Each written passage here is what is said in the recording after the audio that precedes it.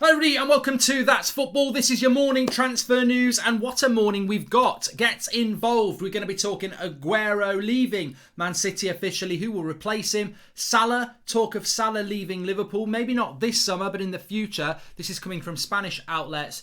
Roy Keane to Celtic. And you know what? When we're going to be talking about Aguero, let's talk about who's the greatest Premier League striker ever as well. We've got transfer news from Arsenal, Spurs, Chelsea, and an interesting Everton Koulibaly story, which I think may be interesting. Of course, Manchester United as well. Man United are always the story when it comes to transfer news. But let's start off with Aguero. What are your thoughts on this? Aguero, 32 years of age, will be leaving Man City. An official line from Man City. Man City quit Aguero. Maybe not Aguero quits Man City. Statue outside the ground, Company and Silva. I mean, look, I'm tempted to laugh about this.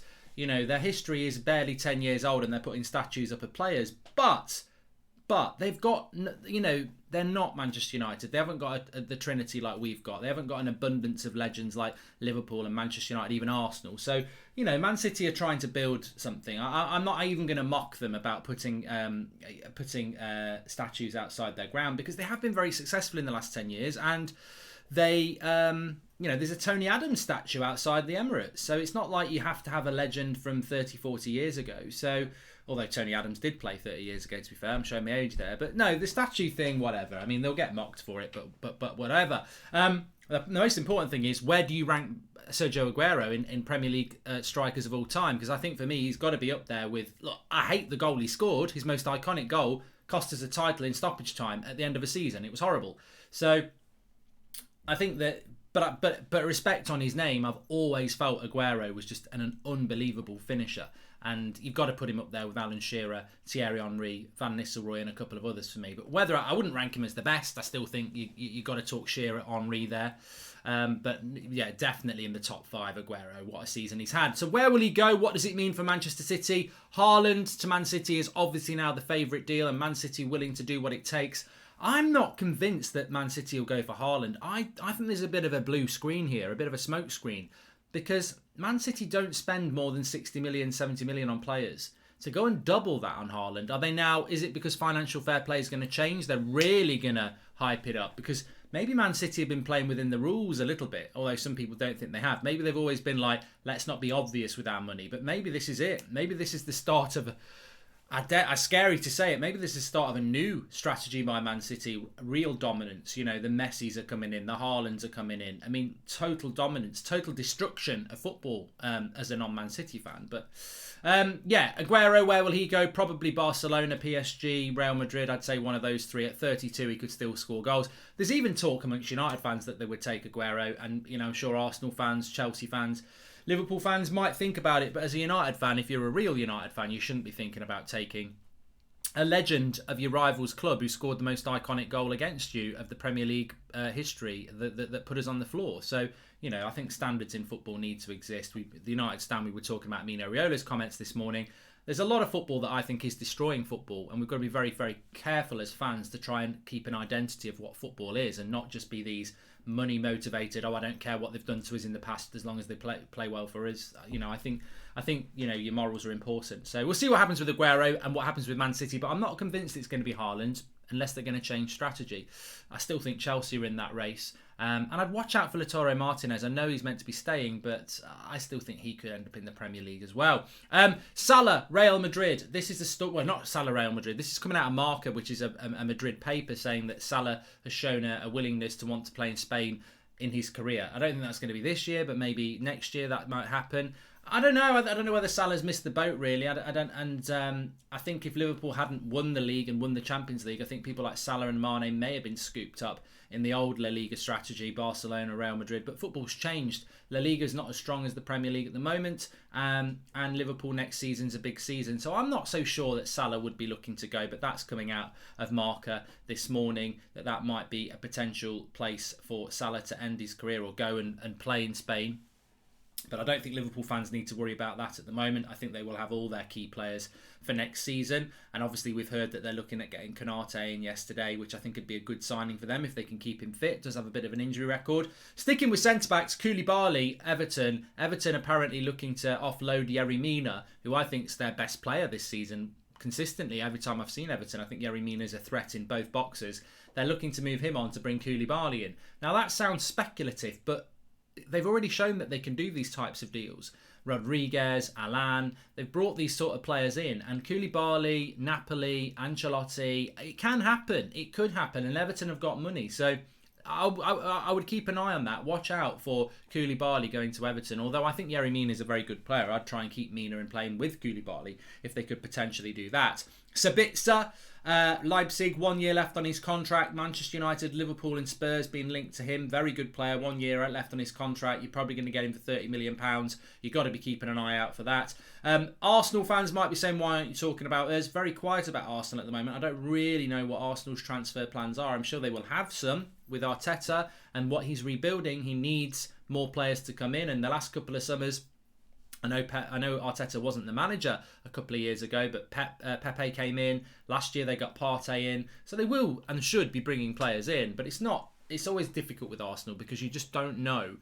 I'm certainly not going to make the mistake again I've made with Arsenal where I say, they've got no money, they'll be paying in Amazon vouchers. And then, they have brought in Partey and Pepe and Tierney and people like that. So I expect Arsenal will be active. I just don't know what Arsenal's summer's going to be, and I think that's going to be the case for many teams this summer. I think Chelsea and Man City expect them to be very active, and then the next wave of teams, which are Spurs, United, Arsenal, Everton, maybe Leicester. What are they going to do? What are they going to do in a summer that will still be very much in the balance in relation to COVID and fans in the ground next season? But clubs will want to be active. Will there be this coup of the French league, which we know has had problems with the sponsorship there? Will the French clubs need to start cashing in? I feel that maybe last summer we felt that these deals could be done, but maybe last summer the COVID didn't really hit clubs. After a year, are they now starting to realise what the financial future is, and they've got to start cashing in, and there might be some deals that can be done there. I certainly think that if you've got a bit of money, you can definitely get a few bargains this summer, and maybe that's what Arsenal will be looking to do, and the Spurs, I suppose, as well. But as I said, Sabitzer, people like that, they're going to be available for good amounts of money. There's a lot of players with 1 year left on their contract. There are some players with no years left on their contract, like Alaba. Although Man City apparently not in for Alaba. Chelsea potentially still are, but Real Madrid still the favourites to get him as well. Celtic and Roy Keane is still floating around there as well. I'm not so sure. I mean, Roy Keane's a United legend. Celtic, Keane, Gerrard, Rangers would certainly would be box office for the Scottish Premier League, wouldn't it? But I don't know. I don't know about Roy Keane. It's a bit like Gary Neville as a coach, isn't it? Legends of Manchester United and box office to sit and listen to, but are they really coaches? And I think we get lost in that world of, you're a great player, therefore you're going to be a great manager. Jose Mourinho wasn't a great player, was he? So Arsene Wenger wasn't a great player, and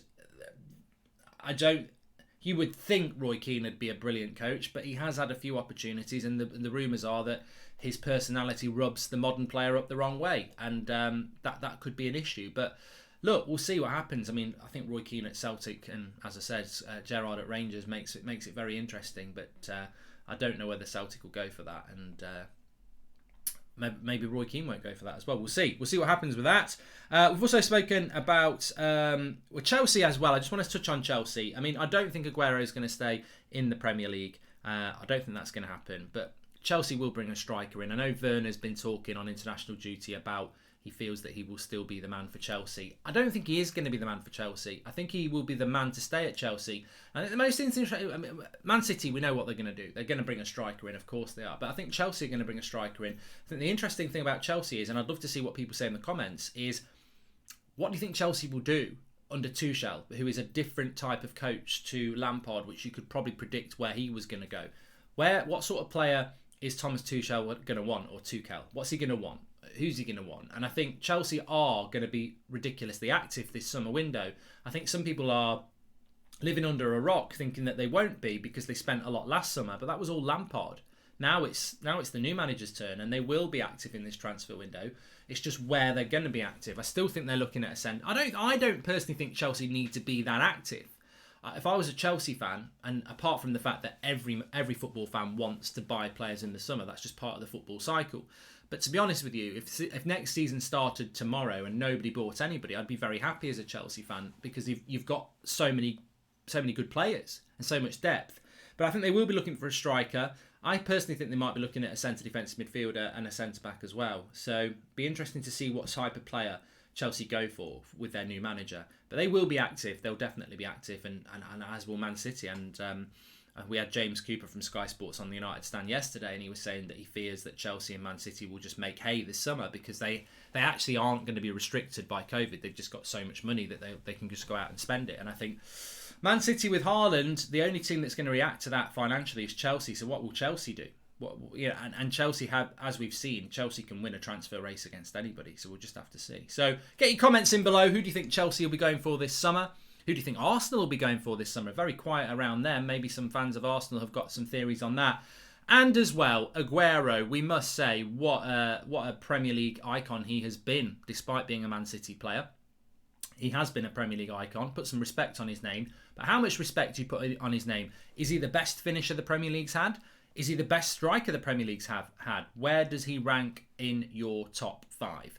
Thanks everyone for watching. If you like the show, give us a like on the video. Make sure you subscribe.